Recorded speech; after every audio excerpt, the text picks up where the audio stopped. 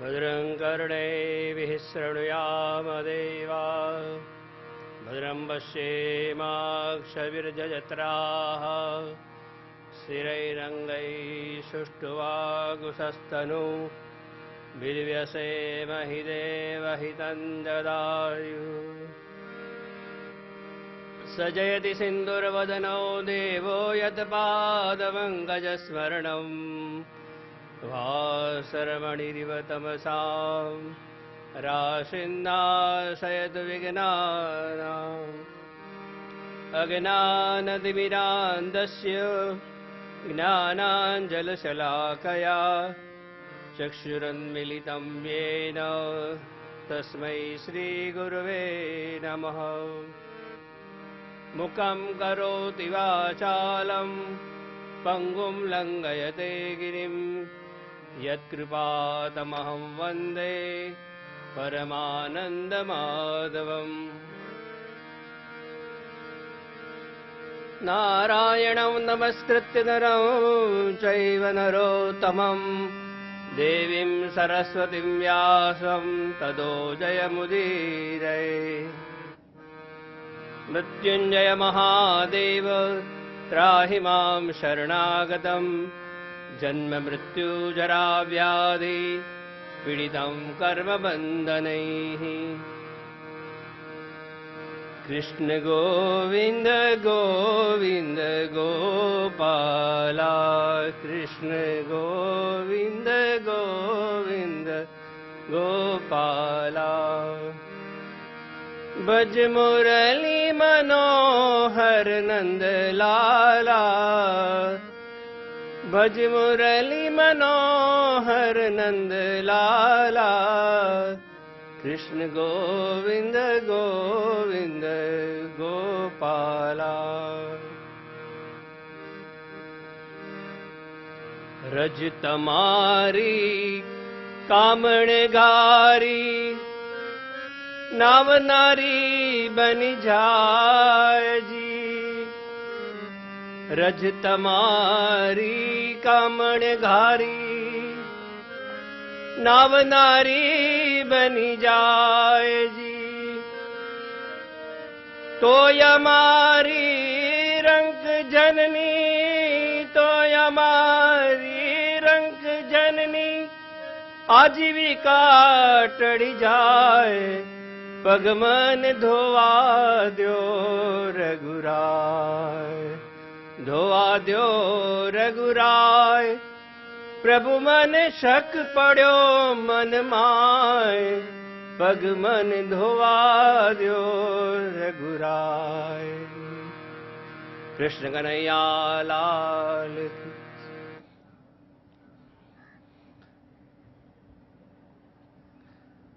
गई काले समयना अभावे जे આપણે 12 સ્કંદ થોડે શોર્ટ છેલ્લે છેલ્લે કરવું પડ્યું હતું કારણ કે એવું માનું છું કે સમયના પ્રમાણે આપણે ચાલીએ તો બરાબર છે। આજે થોડો લેટ છું, ક્ષમા ચાહું છું ટ્રેનના હિસાબે। તો ભગવાનના દર્શન કરવા જે રહસ્યોની અંદર એક આપણે ધીરે ધીરે ચાલીએ છીએ, બધા રહસ્યો તો થઈ શકશે નહીં પણ થોડાક સમજીએ। દર્શન કરવા જ્યારે જઈએ ત્યારે ચરણના દર્શન પહેલા હોય એટલે પ્રથમ સ્કંદ અધિકાર લીલા। દર્શન કરવાનો, ભગવાનની સન્મુખ જવાનો, ભગવાનની સાથે આંખ મિલાવવાનો અધિકાર મેળવવા માટે જ પહેલા ચરણની સેવા કે ચરણના દર્શન। આપણે શરૂઆતમાં આ ભક્તિ ગીતની 2 લીટી લીધી એનું કારણ જ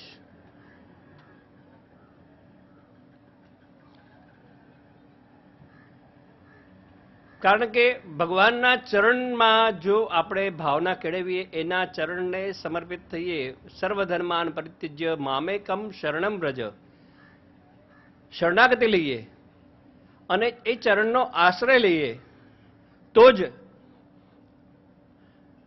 એને પામવાનો, એની ભક્તિ કરવાનો આપણને અધિકાર મળે છે. એ અધિકાર પ્રથમ સ્કંદ એટલે અધિકાર લીલા. તો એ અધિકાર મેળવવા માટે એના ચરણની સેવા,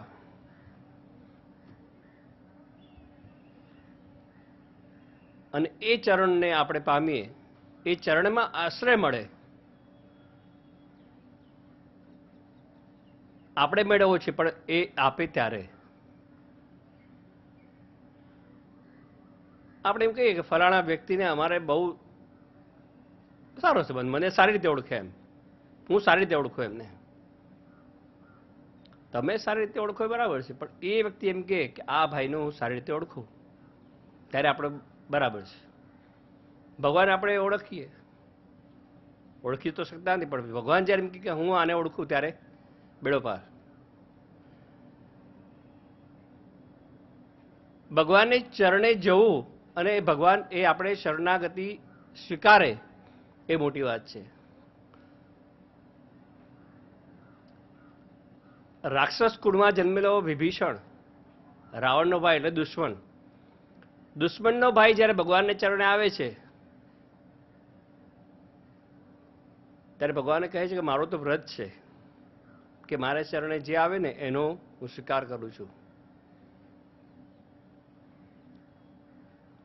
ત્યારે હનુમાનજી પૂછ્યું કે ધારો કે કાલે રાવણ તમારા ચરણે આવે તો?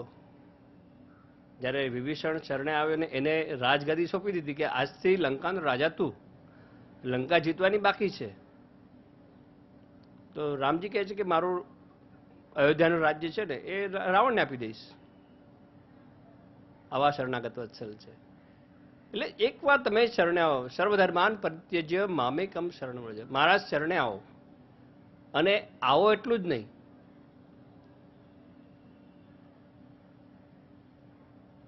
આપણું દરેક વસ્તુ એ ભગવાનને સમર્પિત કરી દઈએ. નૈયા ઝુકાવી મેં તો જોજે ડૂબી જાય ના, ભજનો આપણે ગાઈએ છીએ, બહુ ગાઈએ, સરસ, તન્મય બની જઈએ, પણ એમાં ઓતપ્રોત થતા નથી, એનો ભાવ સમજતા નથી. ગઈકાલે કહ્યું કે ગીતાના જે 9મા અધ્યાયના અંદર શ્લોકમાં અનન્યાસ ચિંતયંતો મામ જે જના પર્યુપાસતે તેષામ નિત્યાભિયુક્તાનામ યોગક્ષેમમ વહામ્યહમ. તમે ને ચરણે જાઓ, સર્વસ્વ એને સોંપી દો, તો તમારા જીવનની જે પણ પરિસ્થિતિઓ છે, જે પણ કામનાઓ છે, જે પણ ઈચ્છાઓ છે, જે જીવન નિર્વાહ છે, એ ભગવાન પોતે વહન કરે છે. આટલું બધું મોટું પ્રોમિસ આપ્યું હોય, ફરીથી ઉલ્લેખ કરી કે એક વ્યક્તિ આપણને એમ કે મારું અડધી રાતે કામ પડે તો તમે મને યાદ કરજો, તો એના ઉપર આપણે વિશ્વાસ રાખીએ છીએ.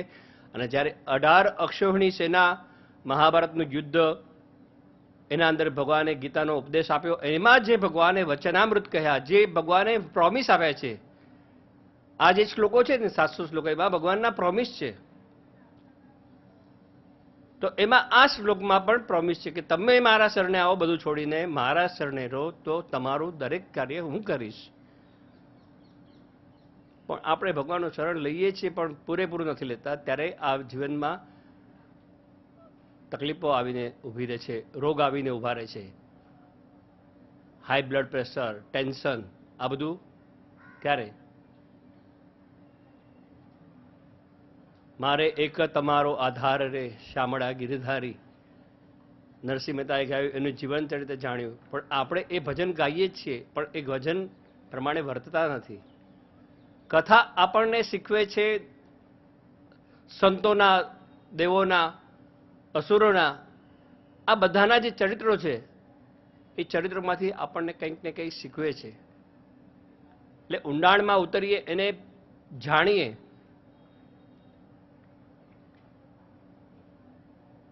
એક અભણ એવા કેવટે કહ્યું કે રજ તમારી કામણગારી નાવનારી બની જાય તો અમારા રંગજનની આજીવિકા ટળી જાય. એણે સાંભળ્યું હતું કે અહલ્યાની જે શિલા હતી એને ભગવાનની ચરણ રજ ઉડીને સ્પર્શી હતી. ઘણા લોકો એમ કે ભગવાનને ચરણ ત્યાં સ્પર્શ કરાવે શિલાને, રામ ને જ્યારે જાણ્યું કે આ સ્ત્રી એક અહલ્યા હતી, એ શિલા બની ગઈ છે, એ સ્ત્રી છે, તો ભગવાન એને ચરણ અડાડે નહીં. ભગવાને ચરણ ઊંચો કર્યો, હવાથી ચરણે રજ એને સ્પર્શ કર્યો છે. આપણે સાંભળી લઈએ કથા, પણ એમાં બરાબર જાણતા નથી. બીજી એક ખામી છે આપણી બધાની, કે આપણે સાંભળી જ લઈએ છીએ, બસ સાંભળતા જ શીખ્યા છીએ, પૂછતા નથી. પૂછીએ તો આપણને જાણવા મળે. જ્યાં શંકા થઈ ત્યાં પૂછી લો, પણ એ પૂછતા નથી. ઘરે પૂજા થાય, મહારાજ આવે, કેશવાય નમઃ, માધવાય નમઃ, ગોવિંદાય નમઃ, ચરણ આચમન કરો, ત્યાંથી જ શરૂઆત કરો. કે અમે તો ચા પાણી નાસ્તો બધું, એટલે ચા પાણી પીને બેઠા છીએ, ગ્લાસ ભરેલું પાણી પીને બેઠા છીએ, તો આ પાણી ત્રણ આચમન શા માટે? ત્યાંથી શરૂઆત કરો તો તમને આગળ બધું જાણવા મળશે. પણ આપણે પૂછતા જ નથી. મહારાજે કીધું એમ કરી લીધું, દોરડું બાંધી લીધું હાથે, નારા છડી. એટલે જ્યાં પણ કોઈ પણ વિષય, પૂજા હોય કે કથા હોય કે કોઈ લેક્ચર હોય, એમાં પૂછશો તો તમને જાણવા મળશે. તો આ વસ્તુ ચરણની પ્રથમ સ્કંદ અધિકાર લીલા. સમય ઓછો છે આપણી પાસે, થોડીક ઉતાળ કરી હતી. આ ભગવાને ઈશાનનું હૃદય, દસમ સ્કંદ, જે ભગવાનની લીલા, કૃષ્ણ જન્મ. આજે હજારો વર્ષ થઈ ગયા, પણ આજે પણ કોઈ પણ જગ્યાએ કથા થતી હોય ત્યાં ચોથે દિવસે સાંજના કૃષ્ણ જન્મ થાય, અને એ આપે જન્મદિવસ કેટલો સરસ ઉજવીએ છીએ. હેપી બર્થડે ભગવાનનો. બસ એ જોઈને શીખો કે આપણે બર્થડે કેમ ઉજવવો. એક તો બર્થડે ઉજવવો આપણને પૂરેપૂરી ખબર નથી. જન્મદિવસ ઉજવવો કેવી રીતે? કે જે દિવસે જન્મ થયો હોય એ તિથિનું પ્રમાણ.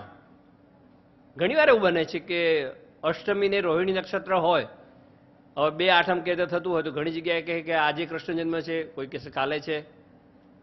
પણ અષ્ટમી અને રોહિણી નક્ષત્ર થતું હોય જ્યારે એ દિવસે એ જન્મ ઉજવાય છે. કે દ્વારકામાં કયો કે મોટા મોટા મંદિરોમાં કયો, એનું પ્રમાણ શાસ્ત્ર પ્રમાણ. અને આપણે જન્મદિવસ ઉજવીએ છીએ તારીખ પ્રમાણે. હવે તારીખ આવી ક્યાંથી? ક્રિશ્ચન ધર્મ. અને આપણો ધર્મ કયો છે? ઘણાને સાલ ખબર છે કે આ 1914, બરાબર? સંવત પૂછો આપણું, કેટલાને ખબર છે? આ કયું સંવત ચાલે છે ને કયા મહિનાથી ચાલે? ઓલાની ખબર, જાન્યુઆરીની 1 તારીખ આવે એટલે નવું વર્ષ શરૂ થાય. હમણાં લોકો મેસેજો જ કરતા હતા. 25 તારીખથી ચાલુ થઈ ગયું તો 1 તારીખ સુધી એટલા કાર્ટૂન ને એટલું બધું મોકલે, બધું સાહિત્ય, કેક મોકલે ને ઓલા ઘણું બધું. એટલે કંઈ કહેવા જેવું નથી. કોઈ કોમેન્ટ્સ બી કરે કે ભાઈ આપણે તો આ હિન્દુ ધર્મ પાડીએ છીએ ને આ બધું. તારીખોના જીવનમાં આપણે જરૂર છે. તારીખો સાથે સેટલમેન્ટ છે એટલે તારીખો પ્રમાણે આપણે ચાલીએ છીએ. પણ મૂળ આપણી વસ્તુ છે સંવત, વિક્રમ સંવત.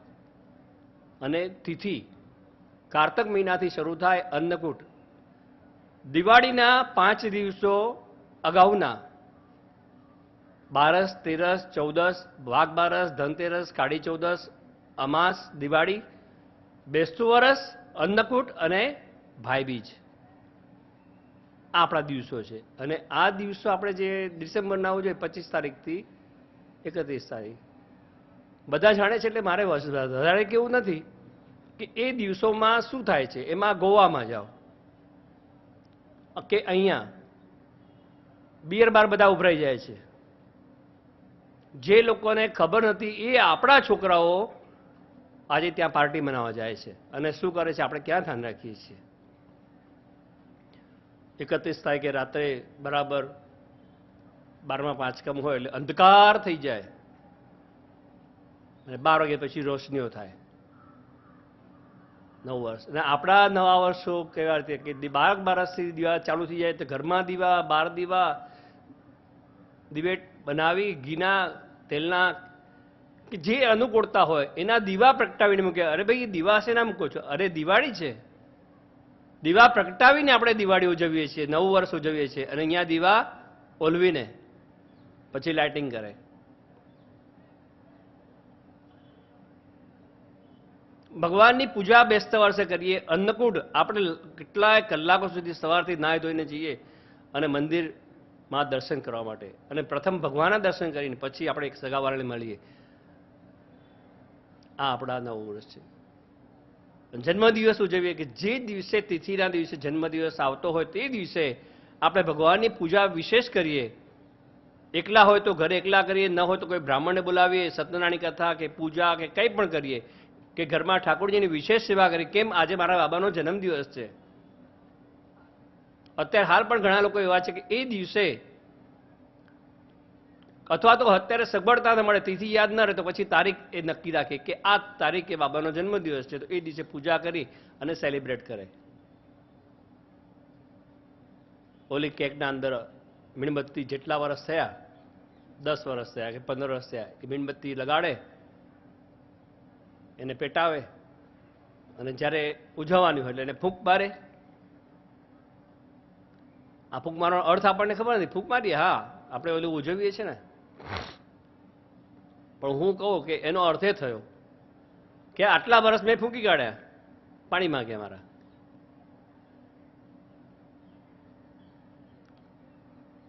અને આપણા જન્મદિવસની અંદર જેટલા વર્ષ થયા હોય એટલા દીવા પેટાવી અને એ વ્યક્તિની આરતી ઘરના બધા ઉતારે છે. 60 વર્ષ થયા, 70 વર્ષ થયા તો એટલા દીવા કરે એટલે એને આરતી કરી. આ તમારા જે વર્ષો ગયા એ દિવ્ય ગયા છે અને હજી પણ તમે સરસ દિવ્ય વર્ષો કાઢો એવી ભગવાનને પ્રાર્થના કરીએ.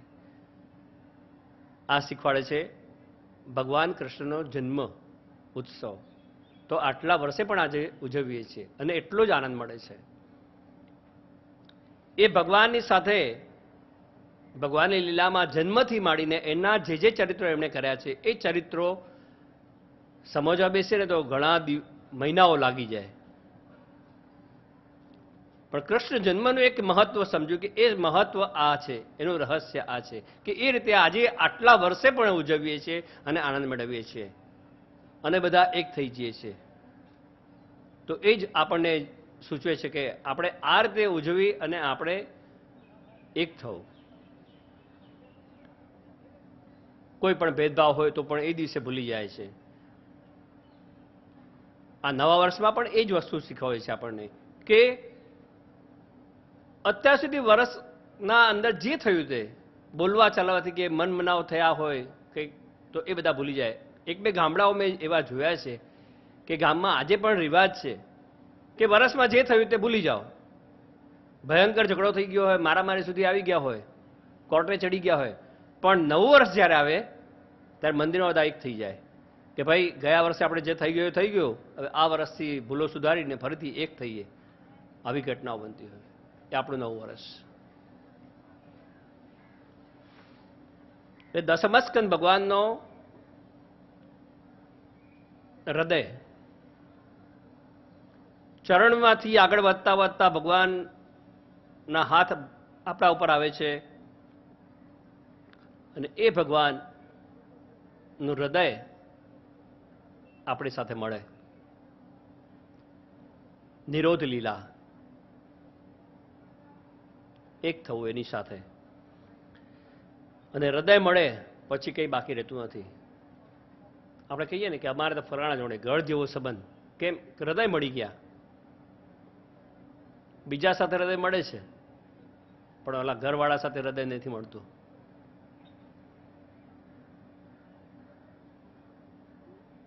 મનનો મળે ફેરા ફરે મનનો મળે ના મેળ તો ફેરા ફર્યાથી શું થયું? સાધો ન જીવન સાર તો જીવન જીવ્યાથી શું થયું? અને હૈયે વસેના રામ તો જીભથી સ્મર્યાથી શું થયું? માળાઓ ગમે તે ફેરવે પણ જો છતાંય હૃદયમાં જો રામ ના આવે તો ઉલ્લાસ કરવાનું. પુનરપી જનનમ પુનરપી મરણમ પુનરપી જનની જઠરે શયનમ. તો આ ભગવાન સાથે હૃદય મળે. અને ઘરની વાત કરી મેં ગઈકાલે આપણે અજામે નું આખ્યાન કહ્યું, ધુંધુલી, આત્મદેવ અને ધુંધુલી. તો એ જ રીતે આપણે પણ સમજીએ, એ ભાગવત શીખવે છે. આજે કોઈ પણ જગ્યાએ જાઓ, કોઈ પણ પતિ પત્નીને પૂછો તો એ કહેશે કે ઠીક છે અમારે થઈ ગયું. ઘણાના સંબંધો બંધાયા કુંડળીઓ જોઈને, વડીલોએ કર્યા, કે અત્યારના જમાના જોઈએ તો પ્રેમ કરીને કર્યું. ઘણા લોકોએ તો જોયા પણ ન હોય અને લગ્ન થયા હોય, પણ છતાંય કે હવે જે હવે કે ખરા કે હવે માથે જે પડ્યું ને નભાવી લો એમ. પણ પ્રેમ કરીને પણ જો ના થયું હોય તો એને શું કરવું? તમે ગોત્યું, તમે પ્રેમ કરો, તમે જાણો. એ પ્રેમ છે એ આંધળો છે. રુક્ષ્મણીના વિવાહના જે ચરિત્ર છે એમાં આપણને જાણવા મળે છે એક વસ્તુ નવી. આજે ઘણા કથાકારો એમ કે છે કે રુક્ષ્મણીએ ભગવાનને પત્ર લખ્યો.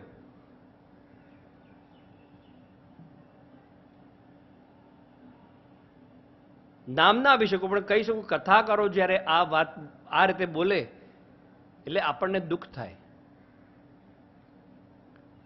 કે રુક્ષ્મણીએ ભગવાને લવ લેટર લખ્યો એમ, પ્રેમપત્ર. તો હું તો એમને એમ પૂછું કે પ્રેમપત્ર ક્યારે લખાય? અને રુક્ષ્મણીએ જે લખ્યો પત્ર એ કઈ સ્થિતિમાં લખ્યો, ક્યારે લખ્યો?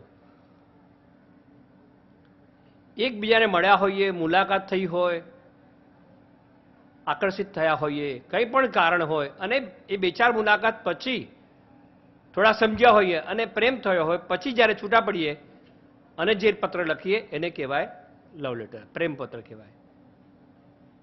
આ વસ્તુ આ રીતે બને. તમે મેસેજ કરો કે જે બી કરો, જે પણ આ વાત કરો, એ સંબંધો બંધાયા પછી એકબીજાને મળ્યા પછી થાય છે. હવે આમાં રુક્ષ્મણી કૃષ્ણને ક્યારે મળ્યા હતા? આખું ભાગવત વાંચો, બીજા પુરાણો વાંચો, કોઈ પણ પુરાણમાં એવો ઉલ્લેખ નથી કે રુક્ષ્મણીને કૃષ્ણ મળ્યા અને કૃષ્ણએ કહ્યું કે હું ઈચ્છા રાખું કે તમે મારા પત્ની થાવ, ને એમણે આ ઈચ્છા કે વ્યક્ત કરી કે હું તમારી પત્ની થાવ. ત્યાર પછી છૂટા પડ્યા અને જ્યારે લગ્નનો સમય આવ્યો, એનો ભાઈ જબરજસ્તી લગ્ન કરવા માંગતો હતો શિશુપાલ જોડે, ત્યારે એ સમયે શું કરવું? ત્યારે ભગવાનને પત્ર લખવું.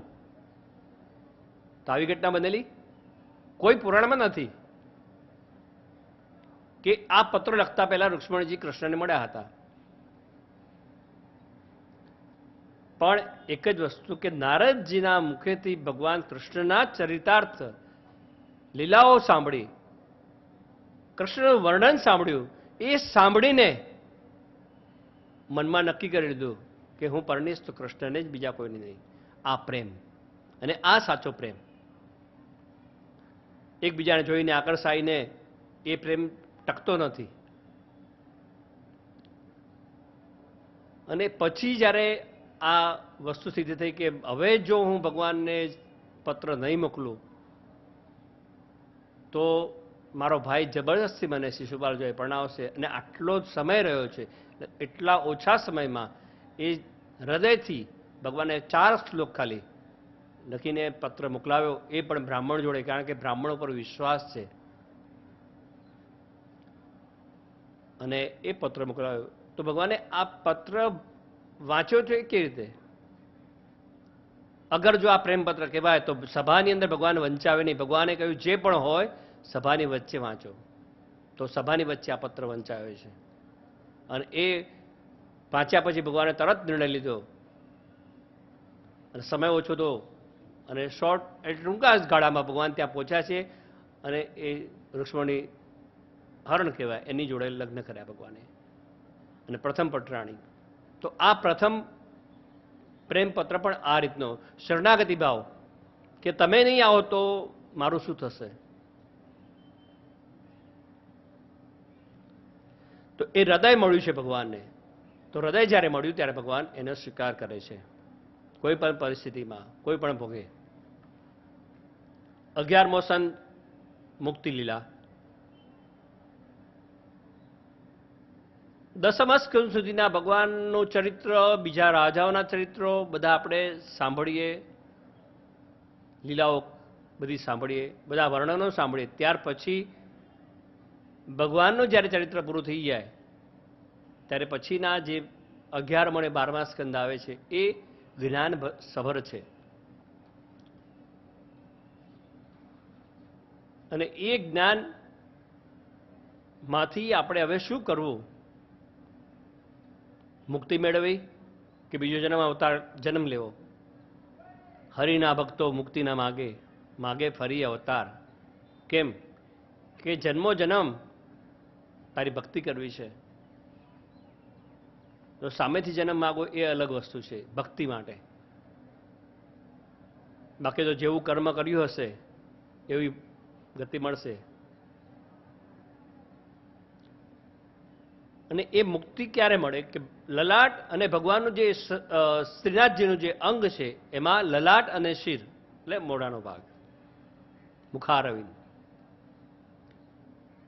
11મા સ્કંદમાં જઈએ જ્યારે મુક્તિ પામવાની ઈચ્છા થાય ત્યારે ભગવાનની સાથે આપણે આંખ મિલાવીએ છીએ. ત્યારે આંખ મિલાવાય. દર્શન કરવા જઈએ ત્યારે ભગવાનને આંખ ત્યારે મિલાવાય છે કે જ્યારે આપણામાં હૃદય ભગવાન સાથે મળી ગયું અને ભગવાન સાથે એક થઈ ગયા ત્યાર પછી જ્યારે ઈચ્છા કરીએ ભગવાન હવે તો તારા દર્શન થયા ને મને મુક્તિ જોઈએ, અને એ વખતે આંખ મિલાવીને ભગવાન દર્શન થઈ શકે. દર્શન સીધા એકદમ નથી થતા. અને આંખ મળે ને તો પછી કંઈ બાકી રહેતું નથી. ગોપીઓ દર્શન કરવા જતા હતા કૃષ્ણ જન્મ વખતે. એમાં ઘણી ગોપી એમ કે એટલે આ ભાવના છે કે બહાર નીકળે પછી વાત કરે, અરે કૃષ્ણ તો ઓલો કનૈયાના દર્શન કરે બહુ સરસ છે, રૂપાળો છે, આ બધી વાત કરતા હોય સામાન્ય બધી વાતો.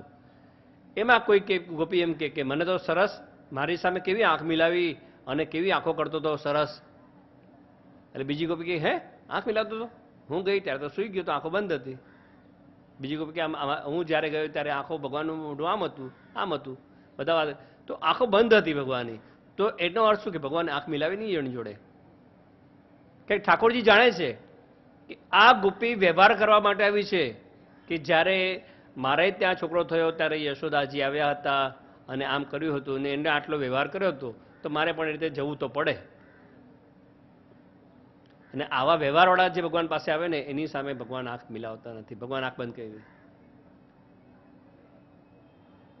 ઓલા માસી આવ્યા હતા દૂધ પીવડાવવા તો ભગવાન આંખ બંધ કરી હતી ને. એના તો ઘણા બધા રહસ્યો છે.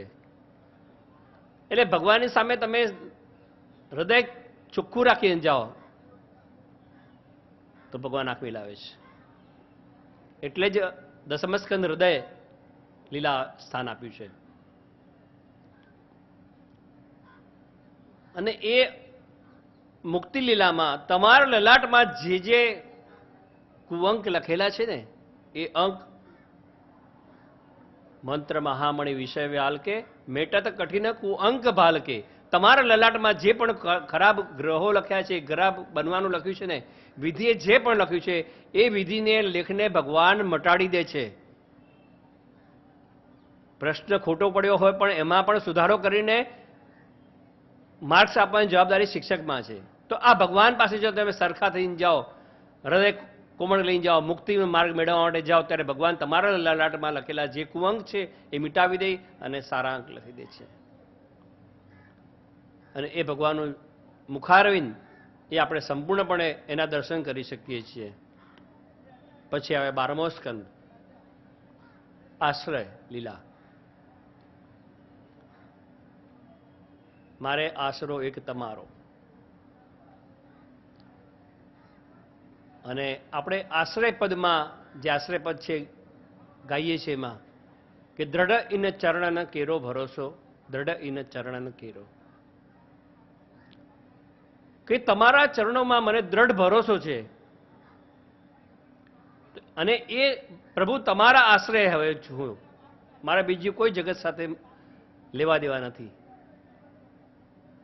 આમ પૂરેપૂરી શરણાગતિ જ્યારે લઈ લઈએ, આશ્રયનો લઈએ, 12મા સ્કંદ આશ્રય લીલામાં ભગવાનના ચરણે જઈએ છીએ, એનો આશ્રય લઈએ છીએ, ત્યારે ભગવાન એમનો હાથ ઊંચો કરીને અભય આપે છે આપણને. એટલે શ્રીનાથજીનો ઊંચો કરેલો ડાબો હસ્ત.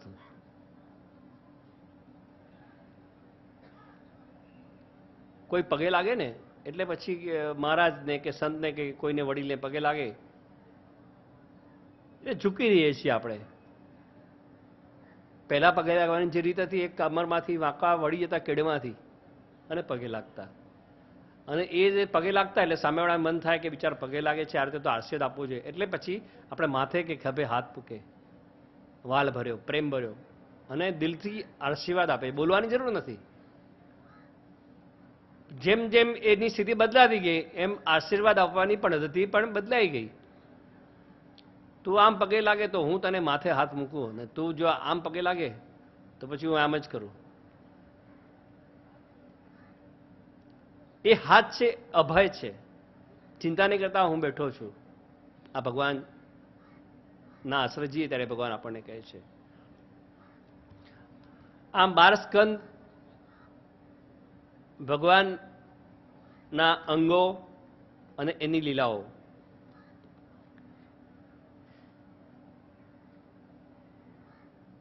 ભગવાને 24 અવતાર લીધા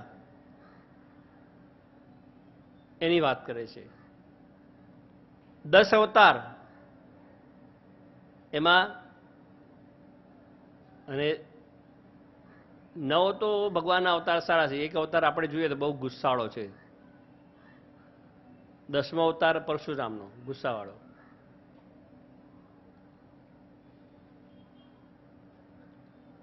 એ અવતાર ઘણી જગ્યાએ મુખ્ય અવતાર 10 છે અને આમ 24 પણ છે. આ ભગવાનને અવતાર કેવી લેવા પડ્યા, આવો પ્રશ્ન કોઈ વાર આપણને થાય. એમાં અમુક પ્રમાણ મળે છે કે જેવી જ્યારે ઘટના બની એમાં ખાસ કરીને અસુરો, આવો અસુર થયો, એણે પ્રતાપ કર્યું અને ભગવાન પાસે વરદાન માંગ્યું. એક દાખલો આપણે લઈએ તો હિરણ્યકશ્યપુનો, એને બ્રહ્માજીનું તપ કર્યું અને માગ્યું દિવસે ન મરું, રાત્રે ન મરું, ઘરમાં ન મરું, ઘરની બહાર ન મરું, શસ્ત્રથી ન મરું, અસ્ત્રથી ન મરું, સવારે ન મરું, સાંજના ન મરું. ઘણું બધું બચાવવાના રસ્તાએ બ્રહ્માજી જ્યારે કીધું કે ભાઈ અજર અમર તો નહીં બને, તારે જે લિસ્ટ બનાવે બનાવો, એને લિસ્ટ બનાવી દીધું. આ રીતે બહુ યાદ કરીને બ્રહ્માજીને કહે છે તમારી બનાવેલી સૃષ્ટિમાં કોઈનાથી ના મારું. અને બ્રહ્માજી કહ્યું તથાસ્તુ. હવે આ વસ્તુ જ્યારે બની અને ભક્તનું જ્યારે રક્ષણ કરવું છે ત્યારે ભગવાન શું કરે? એ ભગવાને બહુ વિચાર કર્યો કે શું કરવું. ત્યારે એમણે અવતાર એવો લેવો પડ્યો, નરસિંહ અવતાર. માણસ અને સિંહ. અને બ્રહ્માજી તો બનાવે જ નથી, પોતે ભગવાન પોતે પ્રગટ છે.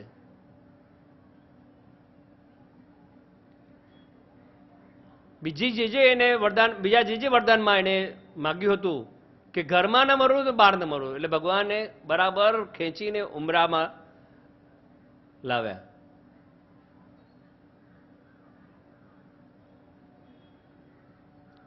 આ બહેનોને ઉમરામાં બેસવાની ટેવ બહુ. હા, અહીંયા તો ઓછું, પણ ગામડાઓમાં તમે જુઓ ઉમરામાં બેઠા હોય, વાતો કરે. નરસિંહ ભગવાન પ્રગટ થયા એવું થાય, ઉમરાની પૂજા થાય. એ ભાગવતજી આપણને શીખવાડે છે કે જે જગ્યાએ ભગવાન બિરાજ્યા અને પાપને મારી નાખ્યું અને ભક્તનો ઉદ્ધાર કર્યો, એ જગ્યાએ એક તો પગ દેવાય નહીં, બેસાય નહીં, અને એ જગ્યાની પૂજા થાય. કારણ કે નૃસિંહની પાસે પછી લક્ષ્મીજી ગભરાતા ગભરાતા આવે છે અને લક્ષ્મી નૃસિંહનું ત્યાં સ્થાન થયું છે અને દેવતાઓએ દર્શન કર્યા છે. ત્યારથી ઉમરાની પૂજા થાય છે. એમાં લક્ષ્મીના પગલાં થાય છે. સ્વસ્તિક જે શુભ વસ્તુ છે તે સ્વસ્તિક કાઢીએ, સાથીઓ કાઢીએ અને લક્ષ્મીજીના પગલાં આપણે કેવા કાઢીએ? અંદર આવતા કે બહાર કાઢતા? એ ઘણા પાછા પૂછે કે પગલાં કેમ થાય? તમારે જે રીતે લક્ષ્મીજીને રાખવા હોય તે રીતે પગલાં કરો. બહાર જ મોકલવા હોય તો બહાર, ઘરમાં લાવવા તો ઘરમાં. એમાં ઘણાને તો આવડે જ નહીં. પછી અમે કહીએ કે ઇંગ્લિશમાં 88 કરો, ઉપર 5 ટપકા કરો, 5 એ થઈ જ જશે. કાં તો 44 કરો હિન્દીમાં, એના ઉપર 5 ટપકા કરો તો એ થઈ જ જશે. સરળ જ છે એકદમ, પણ કરવું હોય એને. હવે તો કંઈ નહીં, બજારમાં મળે છે, ચીટ કાઢી દે. રોજ કરવાની માથાકૂટ નહીં. 5-6 વર્ષ પહેલા દૈનિક જીવનથી આપણા જીવનની દરેક કામનાઓ પૂરી થાય છે એવું એક લેક્ચર 3 દિવસનું થયેલું. એમાં આ વસ્તુ કહેલી કે સવારથી ઉઠીને સાંજ સુધીમાં આપણું જે કર્તવ્ય છે એ કરીએ તો કોઈ બાકી રહેતું નથી. એમાં ઉમરાની પૂજાની પણ વાત હતી. અને આ ઉમરાની પૂજા એટલે આ તો એક નૃસિંહ જન્મની વાતના અંદર એ વાત નીકળી. એટલે એનું રહસ્ય આપણે જાણીએ કે આ રીતે જો કરીએ છીએ તો આપણા ઘરમાંથી લક્ષ્મીજી ક્યારેય જતા નથી. અને ઘરમાં બીજી વસ્તુ કે આ વસ્તુ કરવાથી ઘરમાં સુખ, શાંતિ અને સમૃદ્ધિ રહે છે. કંકાસ પણ થતો નથી. એટલે આ કરવું જોઈએ. ઘણી બધું છે, પણ એક આ નૃસિંહના પ્રાગટ્ય નિમિત્તે આપણે એ વસ્તુ કહીએ. એ ઉમરા પર બેસાય નહીં, એના ઉપર પગ દેવાય નહીં, એની પૂજા થાય. એટલે ભગવાને એ કહ્યું હતું કે ઘરની અંદર નહીં, ઘરની બહાર નહીં, તો ક્યાં? ઉમરામાં ખેંચીને લાવ્યા. એને કહે છે ભાઈ તું બરાબર તે જે લિસ્ટ બનાવ્યું તું જોજે એમાંથી કઈ વસ્તુ છે. બ્રહ્માજીની બનાવેલી સૃષ્ટિમાંથી નથી, ઘરના અંદર નથી, ઘરની બહાર નથી, ને બરાબર સાંજનો સમય, સવાર નથી અને રાત્રિ નથી. પછી શસ્ત્રથી ન મારું ને અસ્ત્રથી ન મારું. તો ભગવાને પોતાના નખ વધારેલા. શેના માટે? ગિનીઝ બુકમાં લખાવવા માટે કે ગિનીઝ બુકમાં મારું નામ આવે. તો નરસિંહજીના નખ બહુ જોરદાર હતા. કોઈ પણ ચાકુ, છુરો કે તલવાર ભારાની જરૂર ના પડી ને ઓલાનું પતાવી દીધું એને, હિરણ્યકશિપુને.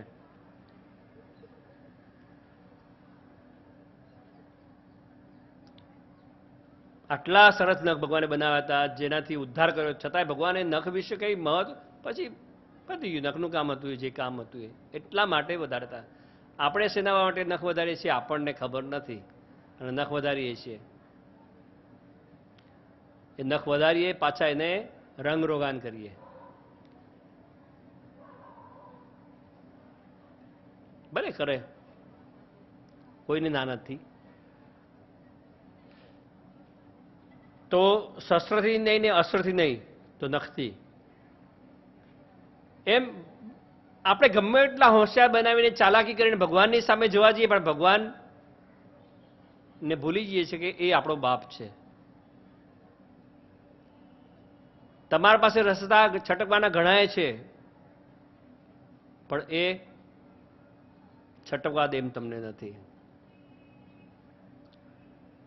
તો આ જ્યારે જરૂર પડી ત્યારે ભગવાનને એ રીતનો અવતાર લીધો કે આ વરદાન પ્રમાણે નૃસિંહ અવતાર, રામ અવતાર,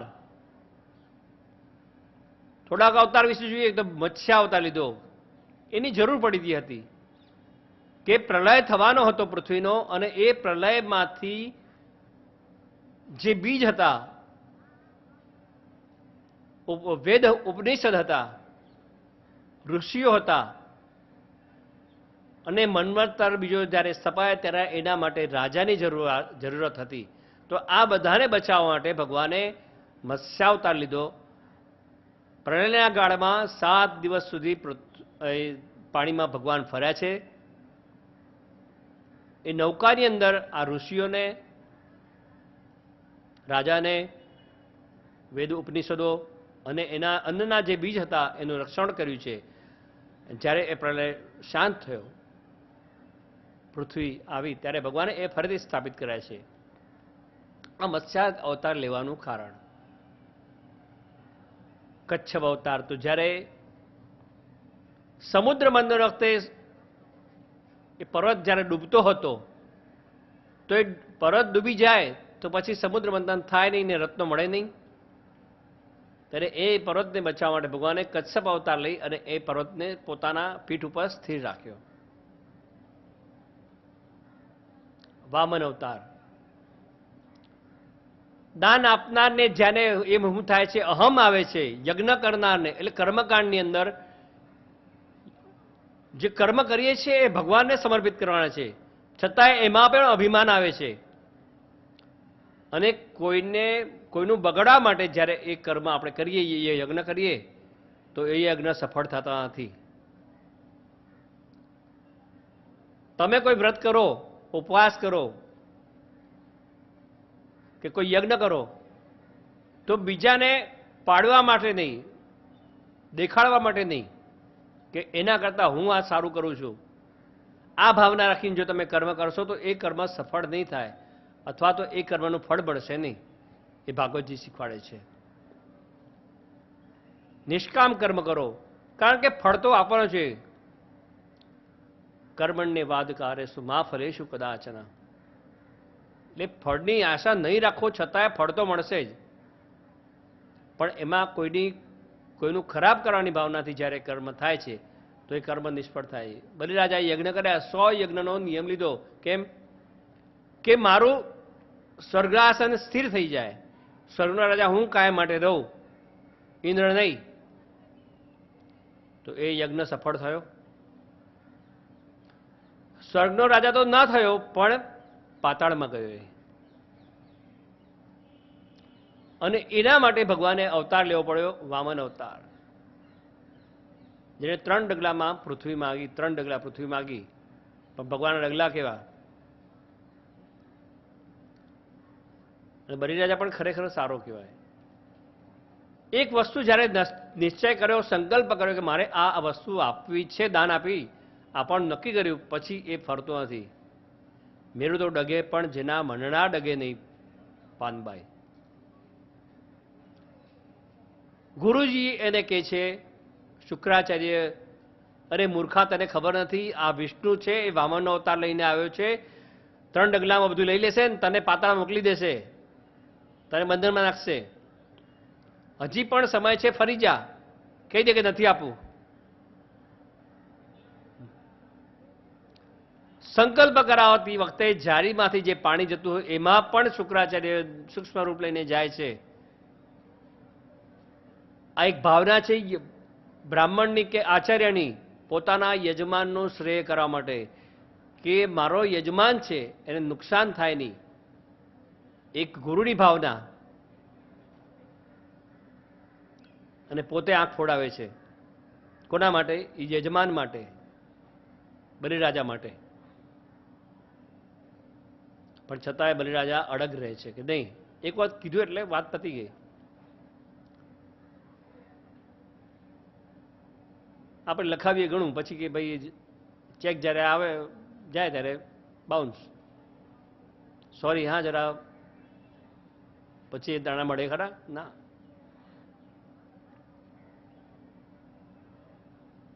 કહીએ ઘણું, પણ જ્યારે લેવા આવે ને ત્યારે વસ્તુ સ્થિતિ સામે, ત્યારે ભાઈ જરા સોરી કીધું તો હતું, પણ હમણાં જરા સગવડતા નથી, એટલે હમણાં આટલા લઈ લો, વાત પતી ગઈ.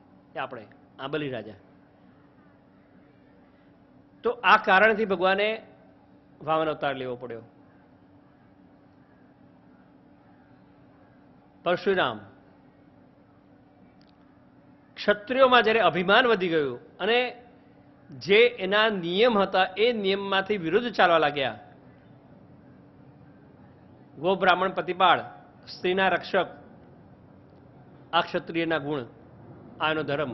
આ ધર્મમાંથી જ્યારે ભ્રષ્ટ થવા લાગ્યા ત્યારે પરશુરામ બ્રાહ્મણ હોવા છતાં એને નક્ષત્રિય 21 વાર કર્યું હતું.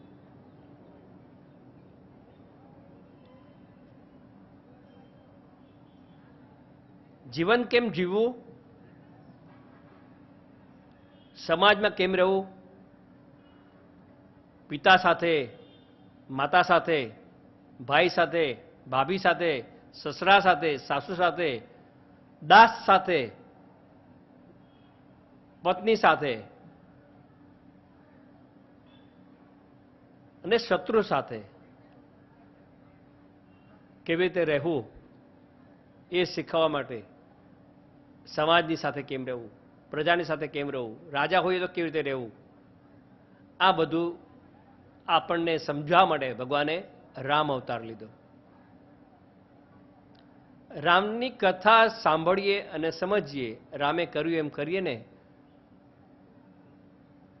તો આપણું કોઈ મિત્ર નથી, અરે કોઈ શત્રુ નથી આપણું.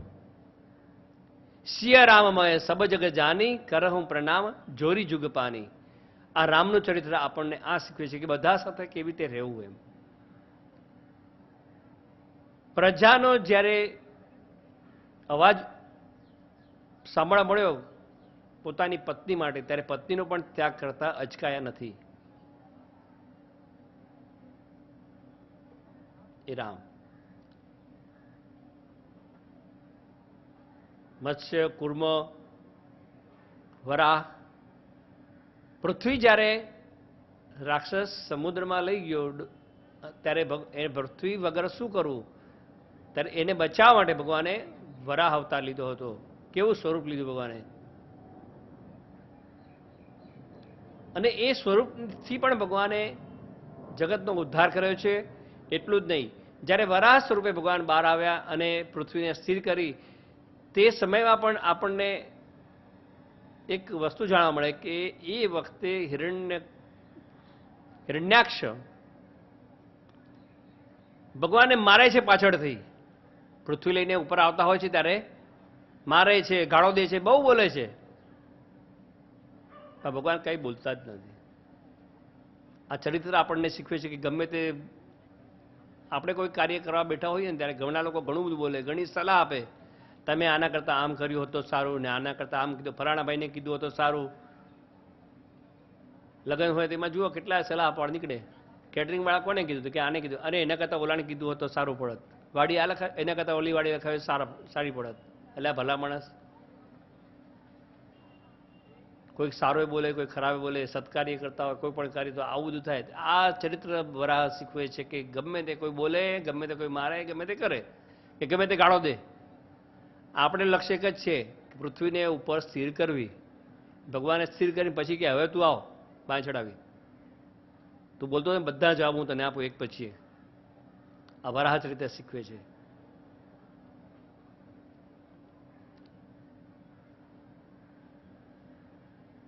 ઋષભદેવનો અવતાર.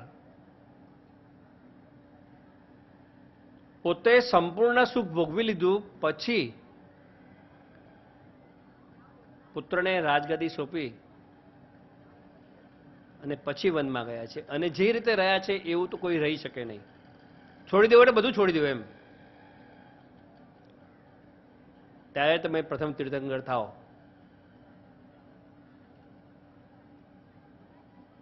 આજે જો છોકરાઓ કેસ કરે ને ત્યારે તોય એને સંપત્તિ ના આપે, એવા વડીલો થઈ ગયા. જમાનો એવો છે, વાત બરાબર છે, પણ બધા સરખા ના હોય. શ્રવણ સમીપ ભયે શીત કેશા. દશરથાચાર્ય જ્યારે એક વાળ સફેદ થયો, નક્કી કર્યું કે હવે રાજગાદી સોંપી દો અને ભગવાનનું ભજન કરો. આપણે તો કલર કરતા આવડે છે, આખું માથું ધોળું થયું તો એને કાળું કરતા આપણને આવડે, પણ ઓલી માયા જતી નથી.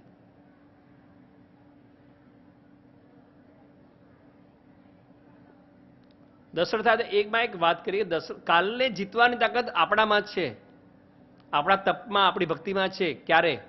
એને એક દ્રષ્ટાંત છે કે દશરથ રાજાનો પૂર્વજન્મ જે હતો એક બ્રાહ્મણ હતા. એ તમે શોર્ટમાં કહીએ, એ બ્રાહ્મણ હતા. એનો નિયમ હતો કેટલાય વર્ષોથી કે તુલસી ચડાવવાનો.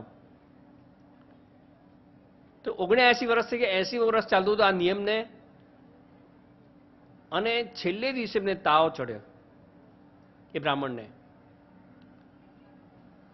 અને આજે આ વસ્તુ મારાથી 1000 નામથી તુલસી ચડાવતા એ નિયમ આજે મારો પૂરો થશે નહીં એવું લાગ્યું. તાવ ચડેલો ત્યારે એકદમ મન સ્થિર કરીને કહી દીધું શરીરના અંદર જે તાવ હતો એને, ભાઈ તાવ, આજના દિવસ તું દૂર જા,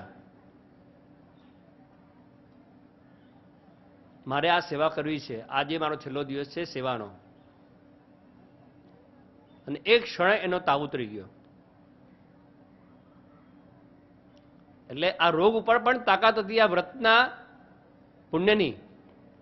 અને મંદિરે જાય છે તુલસી ચડાવવા, અધ વચ્ચે જાય છે ત્યારે કોઈક અવાજ આવે સ્ત્રીના રડવાનો, દેખાતું નથી કોણ છે.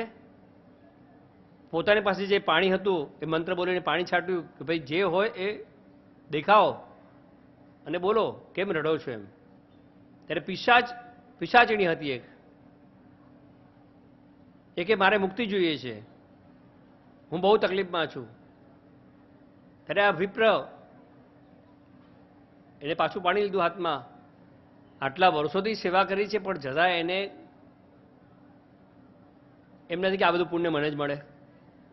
હાથમાં પાણી લીધું અને ભગવાનને પ્રાર્થના કરી, ભગવાન મેં આટલા વર્ષોથી તુલસી ચડાવ્યા છે નિયમથી, જો ખરેખર કંઈ પણ પુણ્ય હોય તો આ પિશાચીને એની યોનિમાંથી મુક્ત કરો, એને સદગતિ આપો.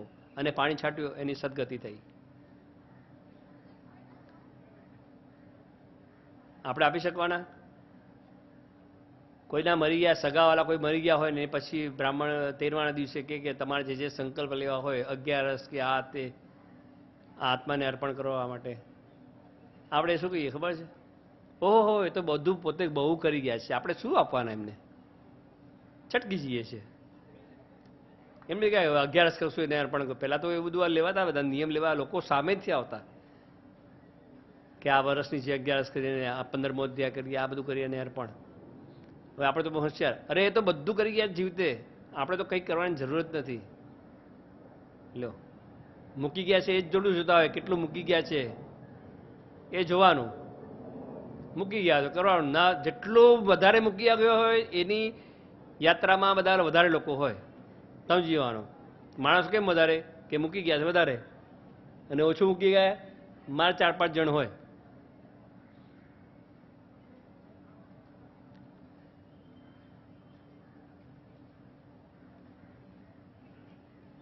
તો આ જે આપણે વાત કરીએ છીએ અવતારોની,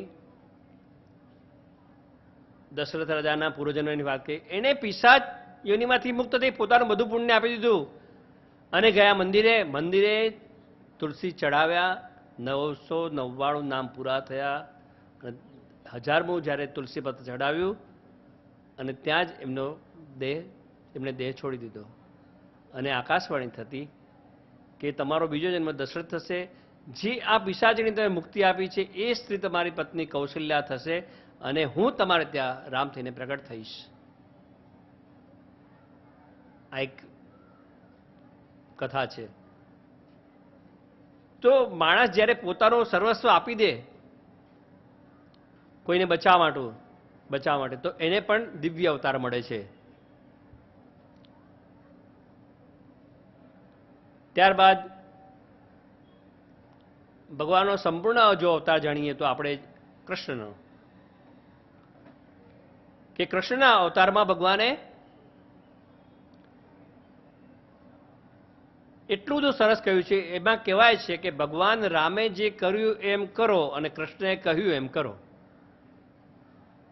કૃષ્ણલીલા સમજવા જઈએ તો ઘણી બધી વાર લાગે, પણ થોડુંક આપણે જાણીએ. કારણ કે ઘણા લોકોના એવા પ્રશ્નો હોય કે ભગવાને રાસલીલા કરી, એક ભગવાને ગોપીઓના વસ્ત્ર લઈ લીધા, આ બે વાતો. ભગવાન ચોરી કરીને માખણ ખાઈ જતા હતા, બધાને ખવડાવતા હતા, આ 3. આ બીજા જે પણ પ્રશ્નો હોય, આ પ્રશ્નો આપણે સમજવાના છે કે ભગવાને આવું કેમ કર્યું. મામાને મારી નાખ્યો, બીજી બાજુ ભાણિયાને મારી નાખ્યો. અભિમન્યુને મારવામાં નિમિત્ત કોણ મળ્યું? ભગવાન કૃષ્ણ. કંસને મારવામાં નિમિત્ત કોણ મળ્યું? ભગવાન કૃષ્ણ. મામાને માર્યા, માસીને માર્યા, માસીને મારી, માણિયાને માર્યો, ફઈના છોકરાને માર્યો, બીજાને તો માર્યા, પણ આ બધા સગાઓને પણ માર્યા. કે કેમ માર્યા ભગવાને? એ બધા અનેક પ્રશ્નો છે. એ બધા કાલે જોઈશું આપણે. પણ આજે એક શોર્ટ, ગોપીઓના વસ્ત્ર ભગવાન લીધા, તો એ ભગવાને શા માટે લીધા એક ટૂંકાણમાં સમજીએ આપણે. કે એક તો ભગવાનને પામવા માટે ગોપીઓ વ્રત કરતી હતી કાત્યાયનીનું, અને વ્રતના જે નિયમો છે એ નિયમના અંદર ભંગ થતો હતો. બીજો સામાજિક રીતે પણ જોવા જઈએ તો નિયમ ભંગ થતો હતો. નિયમ શું હતો કે કોઈ પણ ઘરમાં તમે સ્નાન કરો તો પણ, કે તીર્થમાં નદીમાં સ્નાન કરો તો નગ્ન સ્નાન ન કરાય. શરીર પર કપડું વીંટાળેલું હોય અને સ્નાન કરાય. જે ગોપીઓ આ ભૂલ કરેલી. અને વ્રતના પણ એવું છે કે શરીર પર વસ્ત્ર પહેરેલું હોવું જોઈએ.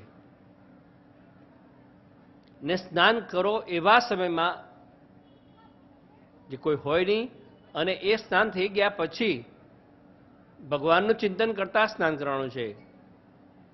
મેં કહ્યું ને કે ઘરમાં આપણે નાવા બેઠા બાથરૂમમાં, ત્યારે ડોલના અંદર 2 હાથ રાખી અનુભવ કરી જોજો. આ ગાદી એવી છે કે અહીંયા અનુભવેલી જ વાત કહેવાય ને સાચી વાત જ કહેવાય. કે એમાં હાથ રાખી અને ગંગાનો, યમુનાનો સ્મરણ કરો. નમામિ યમુનામહમ સકલ સિદ્ધિ હેતુ મુદા, એ બોલો. અથવા નમામિ ગંગે તવ પાદ પંકજમ, એ બોલો. ગંગે છે યમુને ચૈવ ગોદાવરી સરસ્વતી નર્મદે સિંધુ કાવેરી જલેસ્મિન સન્નિધિમ કરું. આ શ્લોક બોલીને હાથ રાખીને પછી તમે સ્નાન કરો. અઠવાડિયું જુઓ. અને એ વખતે તમે હરિદ્વાર કે ગંગાજીના કે કોઈ તીર્થમાં ગયા હોય એને સ્મરણ કરી, આંખ બંધ કરી એનું સ્મરણ કરો, તો એ તીર્થને તમારી ડોલમાં આવવું પડે છે. કથામાં કહે ને કે યત્રૈવ ગંગા યમુના ચ વેણી ગોદાવરી સિંધુ સરસ્વતી ચ સર્વાણી તીર્થાની વસંતી તત્ર યત્રા ચિતોદાર કથા પ્રસંગ. જ્યાં કથા ચાલતી હોય, જ્યાં આ ચાલતું હોય, કે જ્યાં એનું સ્મરણ કરો તો એ તીર્થો, નદીઓ ત્યાં આવે છે. અને સૌથી મોટું 68 તીર્થ તો આપણા માતા પિતાના ચરણોમાં જ છે. ઘરમાં કાશી, ઘરમાં મથુરા, ઘરમાં ગોકુળિયું ગામ, કે નથી જાવું મારે તીર્થધામ. તો એ ચરણોની સેવા કરીએ તો એ ચરણોમાં પરમ સુખ મળે છે અને એના થકી જ ભગવાન મળે છે. મેં તો નંબર આપ્યા છે કે પહેલું જગતમાં સર્વથી શ્રેષ્ઠ હોય તો એ માં છે. બીજો નંબર આવે આપણા પિતાનો. ત્રીજો નંબર આવે છે જેને જ્ઞાન આપ્યું, જેને મંત્ર દીક્ષા આપી, એ આપણા ગુરુ. અને પછી ચોથો નંબર આવે છે ભગવાનનો. એ ક્રમ વાઇઝ તમે જશો તો ભગવાન ખુશ. માને પહેરવા સાડી ન હોય અને માતાજીના મંદિરે તમે ચૂંદડીઓ ઉઠાડો તો એ માં તમારી ચૂંદડી સ્વીકારશે નહીં. પહેલાં તારી માને કપડાં આપ સરખા, તારી માની સેવા કર, તો હું સેવા સ્વીકારીશ. તો આ કૃષ્ણના ચરિત્રમાં એક આપણે આજે ગોપીઓનું જોયું કે જે વસ્ત્ર વગરના હતા. એ ભગવાને વસ્ત્ર એટલા માટે લીધા હતા, એક કારણ એ હતું કે નિયમ ભંગ થતો હતો. બીજું એક વસ્ત્ર, બીજી રીતે જોવા જઈએ તો મારું છોડો નહીં અને ભગવાનને પામવા જાઓ તો ભગવાન મળતા નથી. મારા વસ્ત્ર આપો, મારા વસ્ત્ર આપો. ભગવાન એમના પાપ લેવા માંગતા, પણ આ કે માં પાછા આપો, અમારે તો એના જ થવું છે. જેમ રાવણે ભગવાન રામની પાસે માંગ્યું હતું. રામેશ્વરની સ્થાપના વખતે સર્વશ્રેષ્ઠ સારા બ્રાહ્મણની વાત થઈ કે કોને બોલાવો પ્રતિષ્ઠા કરવા, તો રાવણને બોલાવવામાં આવે. રાવણ આવે છે, પ્રતિષ્ઠા કરાવે છે, ભગવાન સામે સન્મુખ નજર થાય છે, એટલે એના અંદર રહેલા વિકારોને બધું નાશ પામી જાય છે. છેવટે પૂછે છે કે બ્રાહ્મણ તમને દક્ષિણા શું આપું? ત્યારે પોતાનામાં આવી જાય છે અહંકારમાં, અરે તું મને શું આપવાનો? છતાંય જો આપવો હોય તો એક આપો. કે શું? કે મારા અંદર જે અવગુણો હતા, મારા અંદર ક્રોધ ને આ કામના ને વાસના ને બધું જે હતું ને, એ તમારી સાથે આંખ મળવાથી બધું જતું રહ્યું છે મારું, એ બધું મને પાછું આપો. આ જ વસ્તુ છે ગોપીઓ એ જ માગ્યું કે અમને અમારા વસ્ત્ર પાછા આપો. ભગવાન કહે હજી ઘણી વાર છે. પછી ભગવાન આગળ સમય આપે છે. એટલે ભગવાને વસ્ત્ર લીલા આના માટે કરી હતી. આ એક રહસ્ય. બીજું ભગવાનનું રાસલીલા, એ બધું આપણે થોડુંક કાલે સમજશું. અસ્તુ.